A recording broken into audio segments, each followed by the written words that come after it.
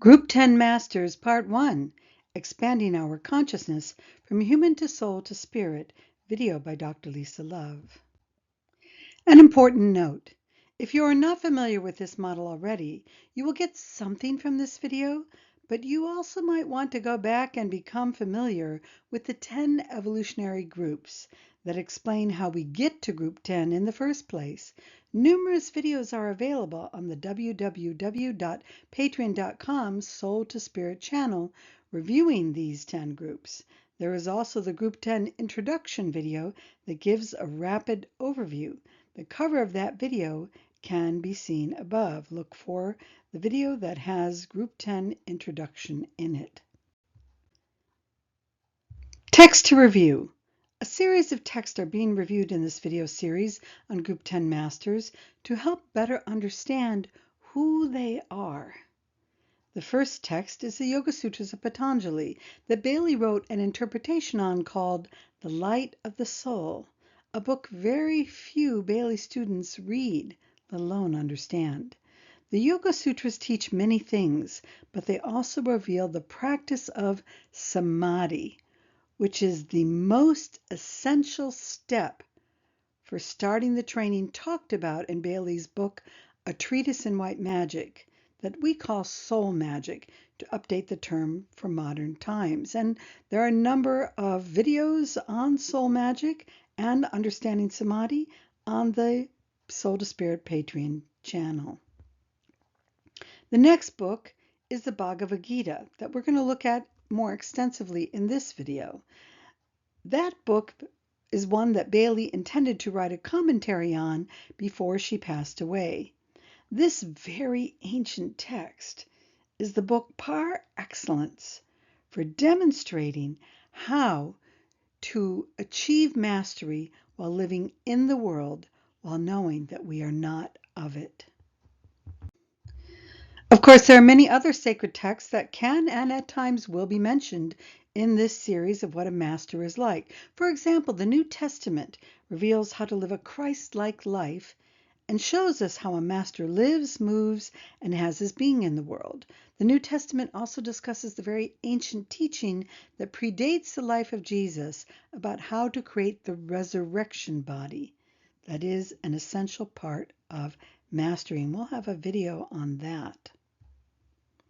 We also have the sacred texts from Buddhism, Sufism, which is esoteric Islam, the Kabbalah, which is esoteric Judaism, and more. Because it would take months to share ideas from all these sacred texts, this video and the series of videos to follow will only highlight a few examples in a very brief way, attempting to guide us into the essentials of what mastery involves. Now we're going to look at the Bhagavad Gita, or the qualities of the self-realized. That self is at first the soul in the Bailey model, and then it becomes spirit, or the triad, Atma Buddhi Manas, also known as Satchidananda, which is also known as the true self. The Bhagavad Gita is thought to be somewhere between 5,000, some even say 7,000 years old. It is a small portion of a much larger text known as the Maha, the Great Bharata, the Great Bharat. And the Bhagavad Gita outlines the battle between two groups of brothers who are descendants of the Great Bharat. They are the Pandavas and the Kauravas. The Kauravas, or Kurus, represent those who live only in the world of the five senses and rise to what we might call in our model groups 5 and 6. They're focused mainly on money and sex, and they have a warped and aggressive lust for power. The Pandavas, or the Pandus, are on the spiritual path. They follow Krishna, or Kristna, and are trying to develop Krishna, or Christ consciousness, which in the Bailey model we would say is on the Buddhic, or Buddha, Krishna, Christ, the Buddhic plane. The Bhagavad Gita is comprised of Krishna's instructions on how to become spiritual while living in the world and dealing with the battle of life. The Yoga Sutras, I'm going to digress for a moment, are more about withdrawing from the world through the practices of samadhi, but the Bhagavad Gita is about how to take those practices and actually live in this very difficult world in what is known as the battle of life. Now, one section of the Bhagavad Gita also answers the question of what self-realization or mastery is comprised of. And this video will summarize those qualities and set the stage for the other qualities that future videos on Group 10 Masters will talk about in this series. So what we're going to look at in the Bhagavad Gita is chapter 20, verses 54 to 72, which is late in the book, and it is summarizing or listing. Krishna is saying, these are the qualities of those who are self-realized. And though I have read a few texts interpreting the Bhagavad Gita, in this video I'm using mainly the one by Yogananda titled God Talks with Arjuna, because it gives an esoteric interpretation of the text. The verses used are not being commented on in order in this video. Rather, I'm organizing them according to main themes. If you really want to read the order and the actual words and Yogananda's excellent interpretation, get this book. I recommend it so highly. And read verses 54 to 72 in chapter 20. So I'm going to start in this video before we get really specific with an overview summary, especially of the main goals, which we're going to list here. The first goal is to control the mind. That's what the Yoga Sutras teach us to do. It's a specific form of meditation practice, Raja Yoga, that teaches us to control the mind. And why do we want to do that? Because we want to be able to direct the mind constantly to the self. This would be the level of the triad here. The soul is still within the mental plane. It is the bridge between the three lower worlds and the higher spiritual realms. But what we're doing at Mastery is we're in the triad, and the mind is directed to the self and done so in such a way that the mind is kept steady on that self. We could say full time. If we're having lapses and we identify with the world of the five senses again, or with the personality again, that's fine. We're on the spiritual path. We're growing. We're learning.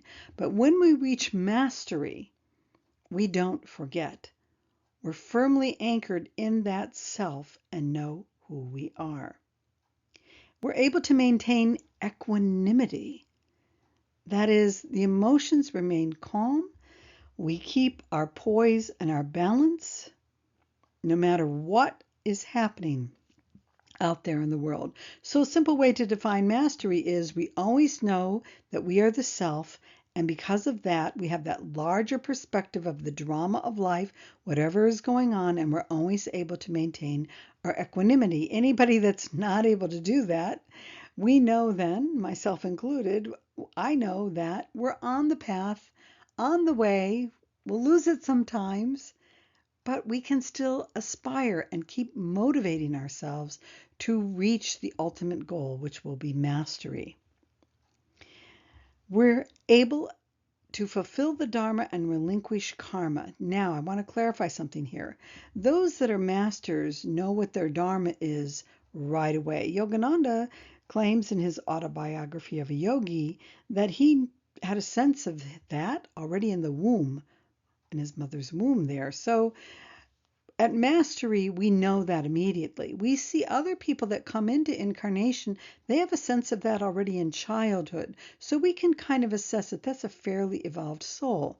But to achieve that Dharma, many things in life will get in the way of it. And the Bhagavad Gita is kind of a story of that. The Pandavas are trying to achieve something. Krishna is trying to help them. But the Kurus, the Kauravas, are always getting in their way. And what is that about? It's about the karma that has to be cleaned up in order for more of the self to be manifested in the three lower realms of the five senses. Now, masters don't really have their own karma.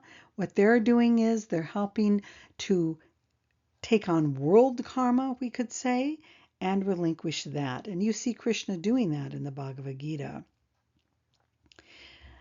They're able to move into the state of bliss known as Ananda Samadhi on the Buddhic plane at will. Not only can they control the mind, they can immediately direct it when they need to go back into Samadhi. They are steadfast in their realization of the self. It doesn't waver. They always know who they are as the triad in the case of the master. And all duties in the outer world are performed as the self. They know the plan. They have minimum planetary consciousness. They're learning to have consciousness beyond that. And it's like they know the whole story. They've read the whole book, and they're performing the duty, helping others perform the duty of fulfilling the stories to help manifest that divine plan. And they know there is no death, factually. And this isn't just you have a near-death experience or you have an altered state mystical consciousness episode, which helps you know that. This is even beyond that. This is, they have such mastery of the physical body, they can stop the heart, stop the breath, go in and out of the body consciously at will. That's really different than those other things like a near-death experience, etc. And they can enter, which we kind of talked about already, in and out of the physical realm at will. I want to leave the body, I can boom, drop the body like that. I want to go quickly into another dimension, I can go like that. Now, it's not just somebody escaping into another dimension. They have to have all the other requirements met of being here in the world. They have mastery of the mind, mastery of the emotions, mastery of the physical body. They know how to be in the world in a masterful way, and they know that they are the self and they can enter in and out of the physical realm at will. This is not escapism where you still have a lot of problems. This is mastery. Now, before we start to read some quotes from Yogananda on the Bhagavad-Gita, it's important to kind of pull some things together here. And I'm not going to go into much detail because I've got the whole video series that you can go look at the patreon.com Soul to Spirit channel. But here I want to quickly review that groups 1 to 6 live primarily on the emotional plane. They're full of desire. They want money, sex, pleasure, power, security. They're taken over by emotional highs and lows all the time, and the majority of humanity is there. They are anchored in what is known as the personality from this level down here. When we start to tread the spiritual path, we get into groups 7 and 8. We also have what I've called group 6 aspirant in my series, but let's just stick with 7 and 8 for now. They are on the plane of the lower mind, the 4 lower subplanes of the 7 subplanes of the mental plane. And when we get to group 8 and we finish that process, we are now fully the personality in the Bailey model, is all these different levels here. And then we move into group 9, which exists on the plane of the solar angel, or the soul, the causal body, the ego, capital E-G-O, not the selfish small ego, personality ego, but the soul, capital E-G-O, which is also known as the pseudo-soul or the ego soul. And then we have, in this video, moving into group 10, or what is known as the spiritual triad, this triangle here, also known as the true self, or self-realization as first the ego soul and then the true self, or the spiritual triad, known also as Sat, the Atmic plane, Ananda, which is a word that means bliss on the Buddhic plane, and Chit, the very highest level of the mental plane. We become Sat, Chit, Ananda. We become the triad here.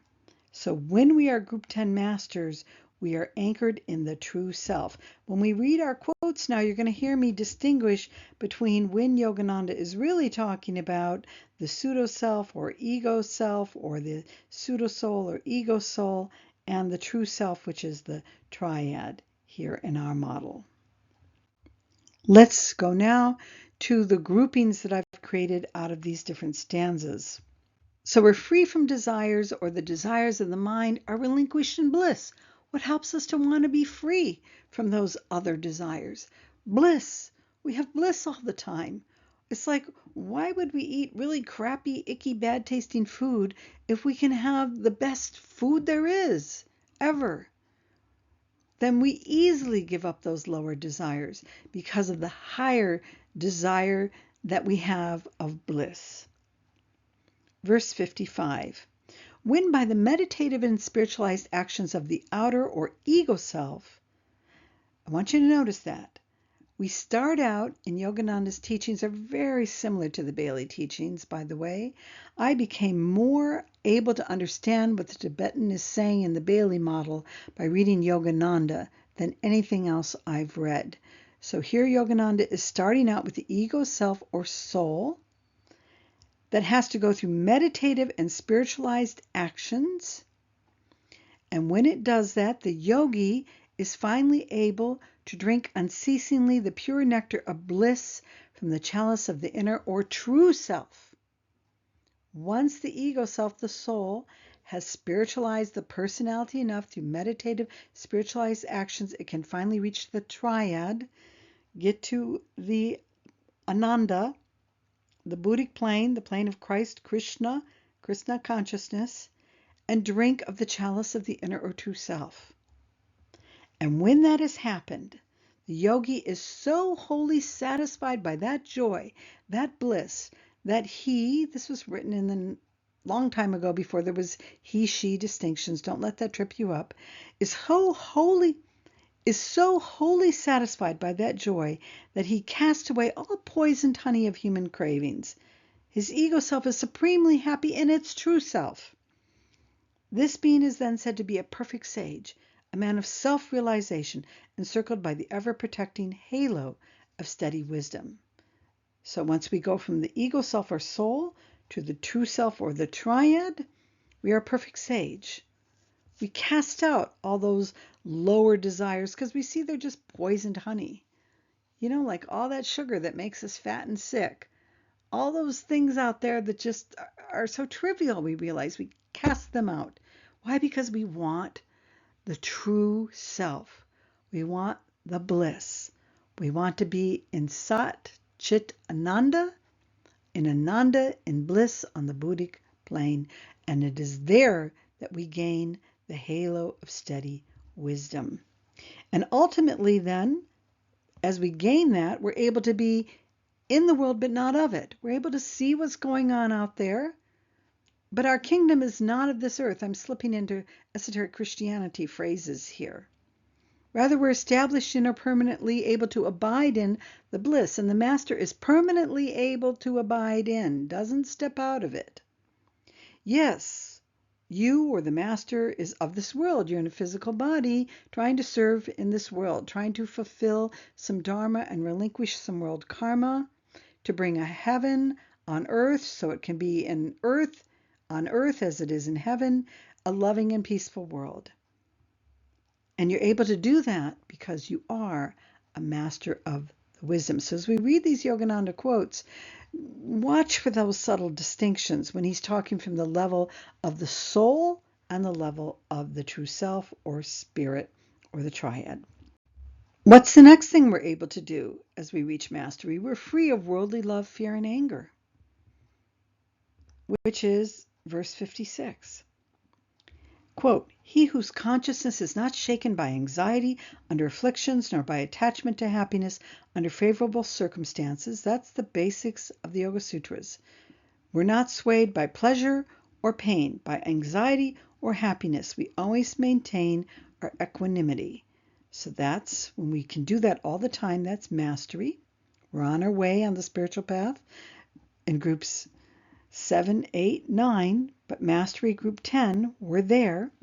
He who is free from worldly loves, fears, and angers is called a Muni of steady discrimination.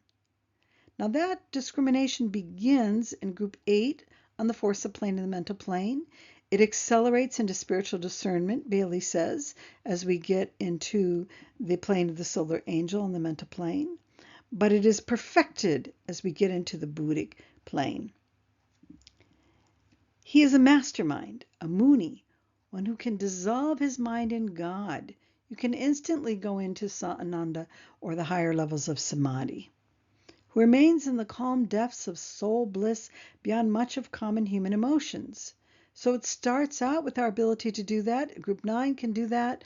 3rd and 4th degree initiates can do that quite well. But the 5th degree group 10 master is somebody who is able to do that instantly and all the time.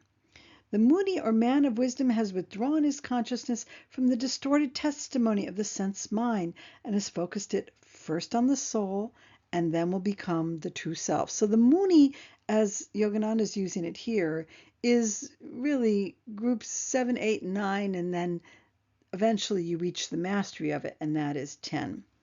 The searchlight of his wisdom is thrown steadily on the kingdom of an inner everlasting joy, not out there in the world of the 5 senses, but inwardly in the realms of bliss.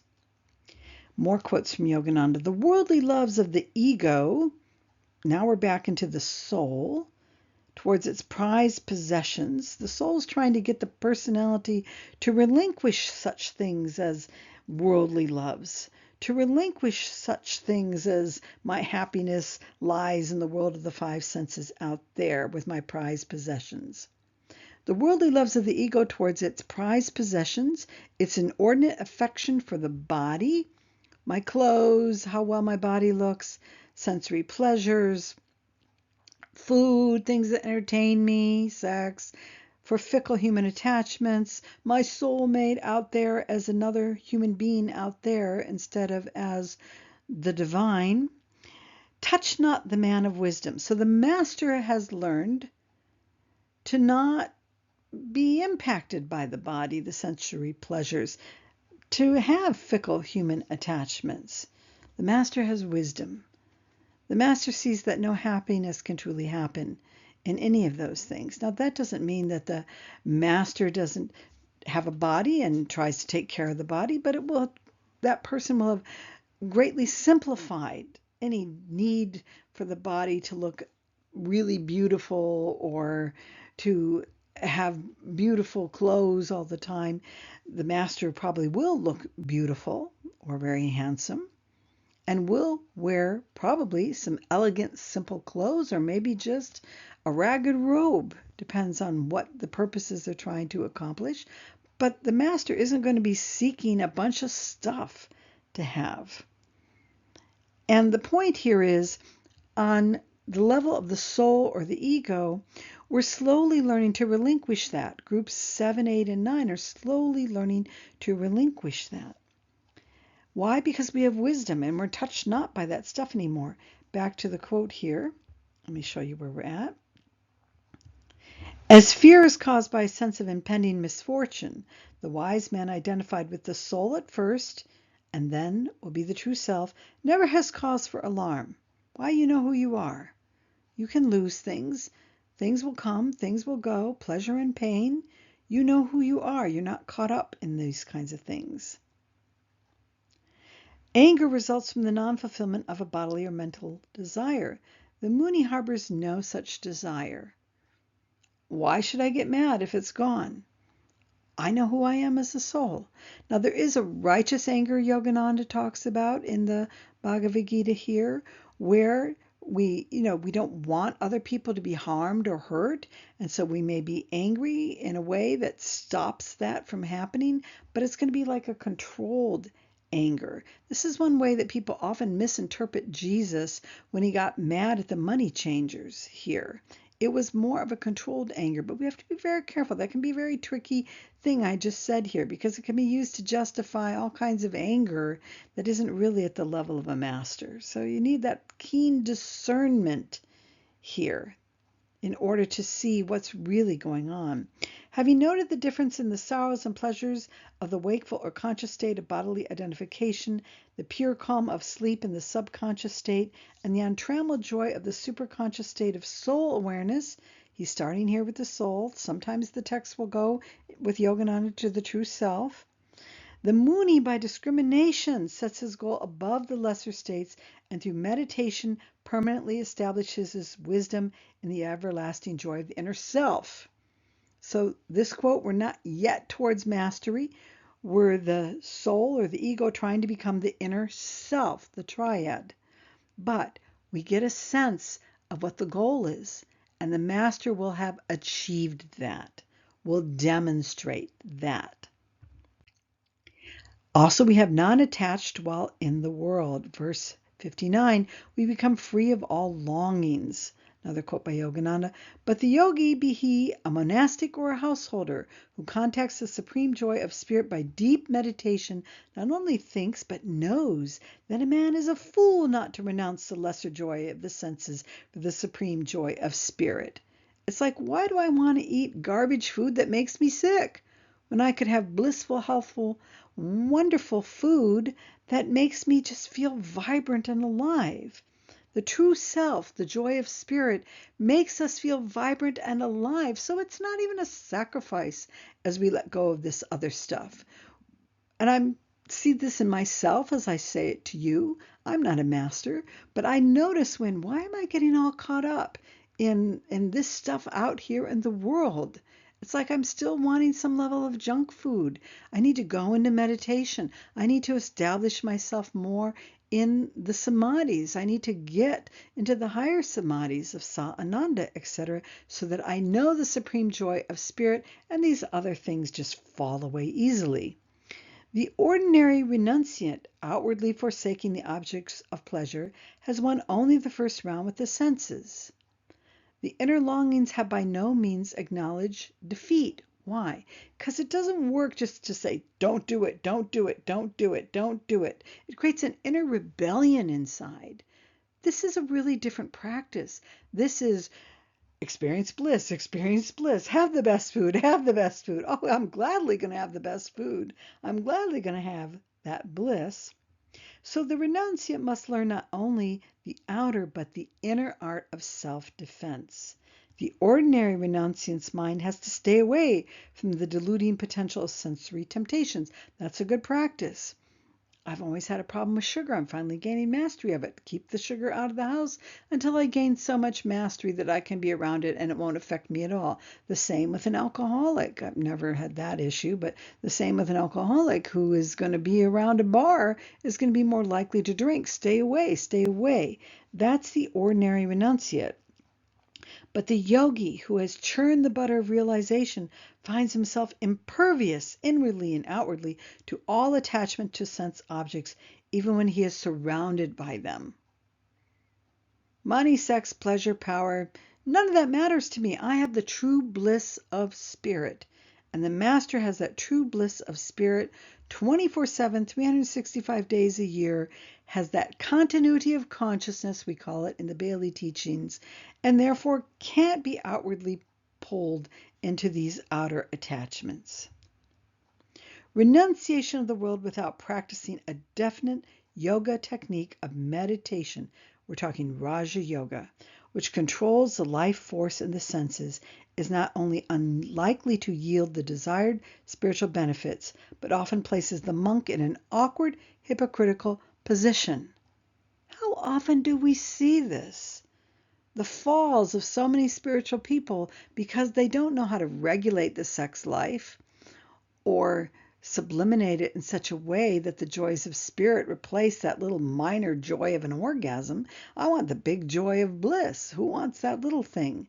But if we don't have that, We're going to have all this hypocrisy, pretending that we can handle it, pretending that we're one way spiritually, and then not being that way. And then because we've got pride, we can't admit that we're hypocritical. We can't admit that we're struggling. We have to look perfect, especially in spiritual groups. We really can get caught up in an ashram or something in that. I've got to look good and be good, while inwardly we're full of all this turmoil. That's where the practice of psychology has really helped in spiritual disciplines. It's freed up this hypocritical stance and freed us into, I've got stuff to work on. I've got cleanup to do. I love how the integral community uses that. In the Bailey teachings, they say, I've got cleavages or gaps in my development that I got to go clean up. I've used the chutes and ladders games in these videos. I don't want to fall down the chute to the slide and go down to a lower level, so I better clean that stuff up, see what I've got in those developmental phases in groups 3, 4, 5, 6 I didn't work on. Better go back and work on that stuff so that I don't get really high up and then have a major crash. Outwardly a renunciate, inwardly he is tormented by temptations.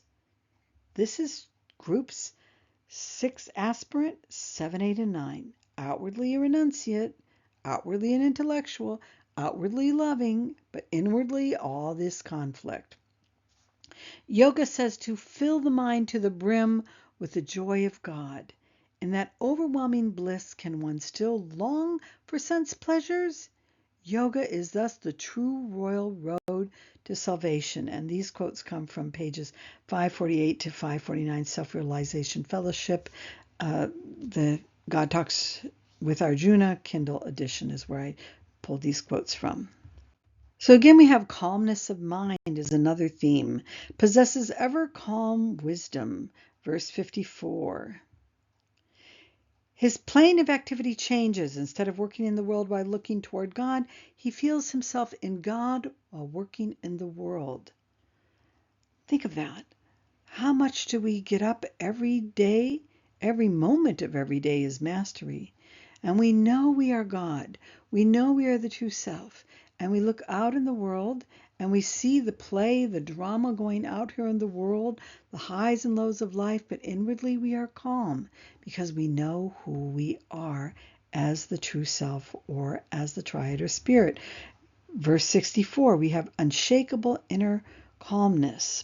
When the spiritual warrior, armed with self-control, passes over the dangerous territory of tempting objects with a band of disciplined, obedient sense soldiers, guiding them around the snares of attraction or aversion by strong commands of discrimination, he is secure in an inner joyousness that is confident of victory. The man of self-control who finds his senses under the full control of first the soul's discrimination, abandons attraction, pleasure, and aversion, pain, which are the root cause of entanglement in material objects, using his obedient, unprejudiced, untangled senses to perform duties rightfully and joyously. And those are from pages 467 to 468, all these little snippets I've taken on this slide from that Self-Realization Fellowship Kindle edition. Now, here we're seeing again, the soul is the person trying to do that. Groups 7, 8, and 9 are trying to fulfill what's just been said here. But the Group 10 Master has achieved it. Equanimity amidst good or evil. Verse 57, not overly joyous with good, not overly disturbed by evil. When I'm doing this video, we live in a very tumultuous time around the world. But if we are able to be in mastery, I can kind of talk about it. I'm certainly not there all the time, but I can get the understanding of it. We're not disturbed by what we see going out there. It's part of the drama. It's part of the play. We're going to do what we can do to fulfill our dharma, to alleviate this karma, these actions of things that have not been for the highest and best. And we're going to do it with equanimity, with peace inside, balance, calm inside. And we're also not going to be overly excited. Yay, there was a victory here. Yay, yay. We know that there's still a long story, many chapters to come. The quote from Yogananda, "The neutrality of the wise man is not a heartless indifference, but the conscious control and calming of the faculties of consciousness." There's compassion. That's part of the Buddhic plane. There's a desire to alleviate suffering. That's part of what Buddhas and Christ and Krishna and avatars do. They want to relieve our suffering. But they do it with a calmness. Though a divine man of steady wisdom must live and move in a body, mind, and external environment like every other man, he has achieved what Patanjali describes in Yoga Sutras 1.2, Book 1, Verse 2, as Chitta Vritta Nirodha, cessation of the modifications of the mind stuff. His perceptions are not through the excitable distortions of nature, the world of the five senses, but from the calm perspective of pure soul wisdom. Starts with the soul. When we get to mastery, it will be the true self. You see how Yogananda bounces between those two words here, so we need to be aware of what he's doing. The soul is ever at peace, while the sense-identified body and mind ceaselessly experience the phenomenal dualities, good and evil, pleasure and pain.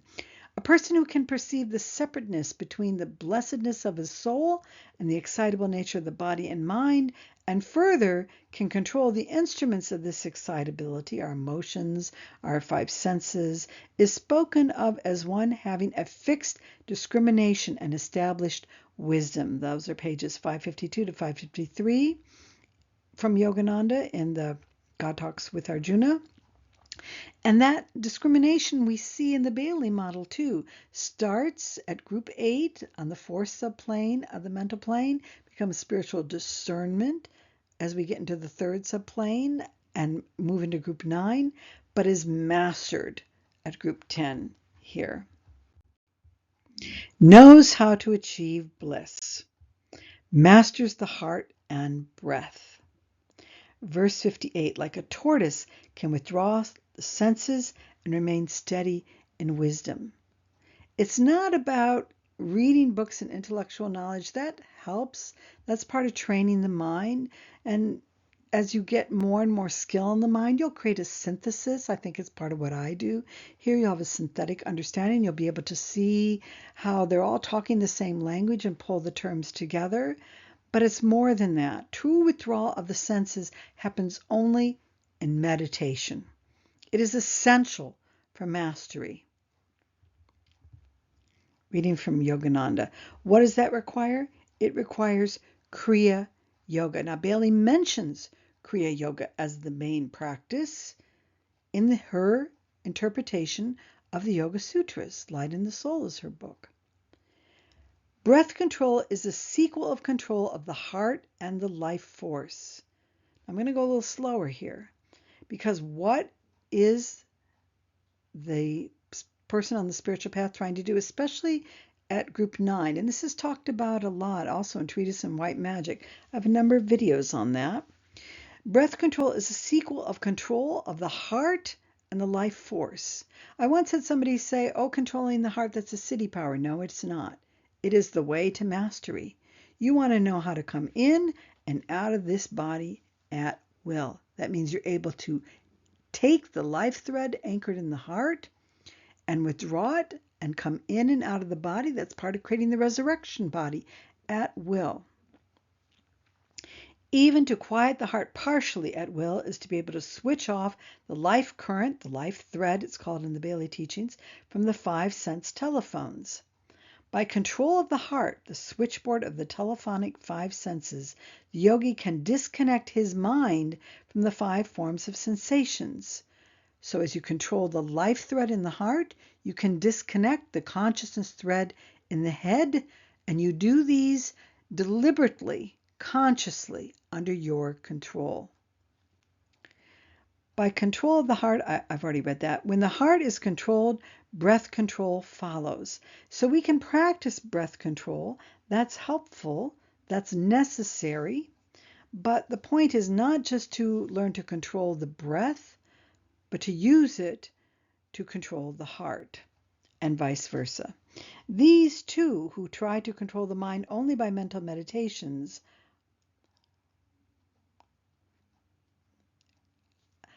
Those two who try to control the mind only by mental meditations find it takes a long time for the mind to control the heart effectively.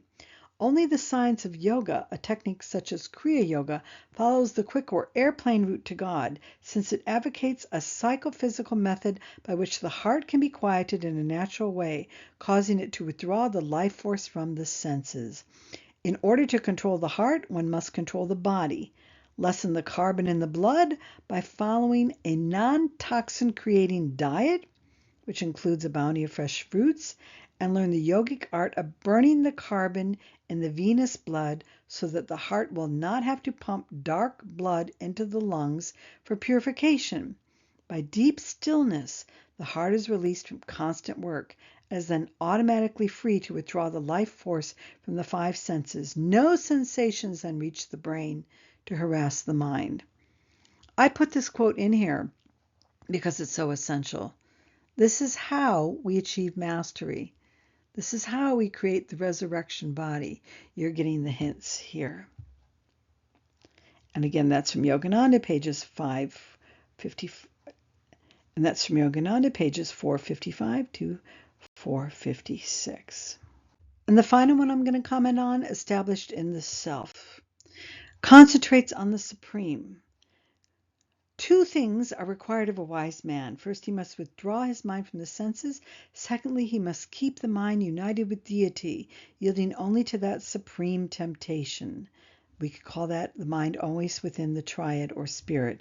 This outer and inner control makes the wisdom of the devotee unwavering. That is, not hovering between divine and sensual pleasures. We do that more at the level of the soul. A man's intellect is not steady if he is the victim of self-indulgences. A sense slave's mind and judgment are persistently clouded. He passes from one error to another, from one wrong action to another, from one pitfall to another. The sage of steady wisdom exercises good judgment in all decisions and actions, for his inner intuitive wisdom is ever united to the omniscience of spirit. That's pages 461 to 462.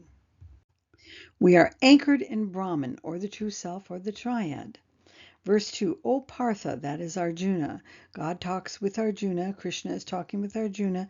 In the Bhagavad-Gita, he's one of the Pandus, and Krishna is trying to teach Arjuna how to fight the battle of life. O Partha, or Arjuna, this is the established in Brahman state. Anyone entering this state is never again deluded. Even at the very moment of transition or death from the physical to the astral, if one becomes anchored therein, he attains the final, irrevocable state of spirit communion. So, starting with group 7, the first initiation, we'll have some sort of experience, near death or mystical experience, or maybe even a drug experience that makes us realize there's something else besides the world of the five senses. And slowly we learn in groups 8 and groups 9 the practices that help us become established in first the soul and then the true self or the triad. But when we are fully established in the triad, then we have mastery. So there are more group 10 videos to come on masters. You can look for them first on the YouTube channel, then they are archived in the patreon.com Soul to Spirit channel. And all of the videos, I have hundreds of videos, are in that Soul to Spirit Patreon channel. Go there, become a patron. And also, if you're watching this on YouTube, please like, comment, and share.